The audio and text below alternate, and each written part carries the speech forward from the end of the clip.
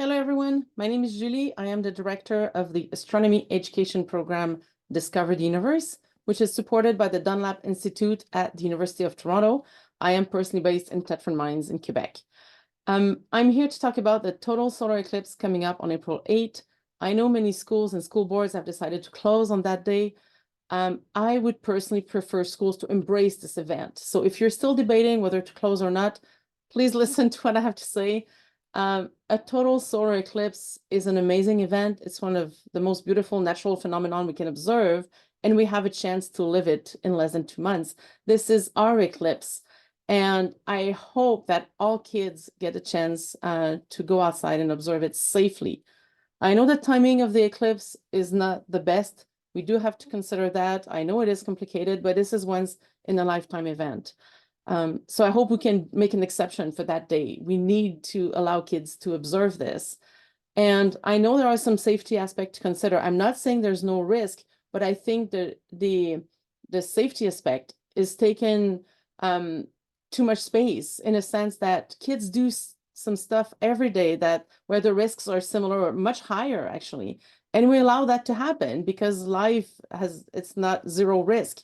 I know there is a risk in observing the eclipse, but kids can learn to do it this right. If they have the tools, especially if they have eclipse glasses, this is the easiest way to do it. But there are ways to observe indirectly as well, which can be safe.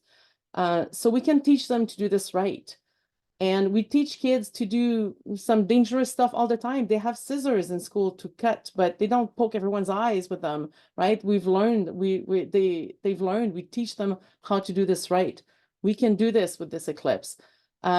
In 2017, in the United States, there was a total solar eclipse, and some kids were locked inside during totality, which is such a shame for science education in general, but also just to allow them to feel this, to experience this amazing opportunity that they have.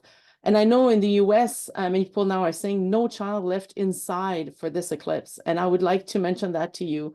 This is my hope, that no child is left inside.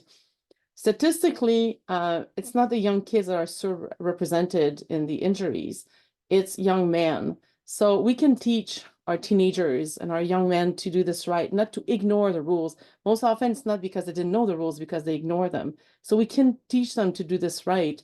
And I'm saying this with all the love of mother's love of two young men, two teenagers, who I know sometimes can, try to go around the rules, but let's do this right. Let's show them it's not worth the risks and that they can observe it safely.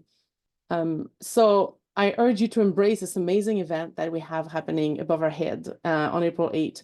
And I hope everyone gets to enjoy it, especially the younger audience who will remember this event for the rest of their lives. If you've already, if some schools have decided to close, please, as teachers, as educator, still embrace it. You can still teach about the eclipse, encourage students to observe it with their parents. Let's make sure everyone can enjoy it safely. And I still think schools are the best place to organize this on April 8th. And we're here, we have resources, we have training to help you do this right.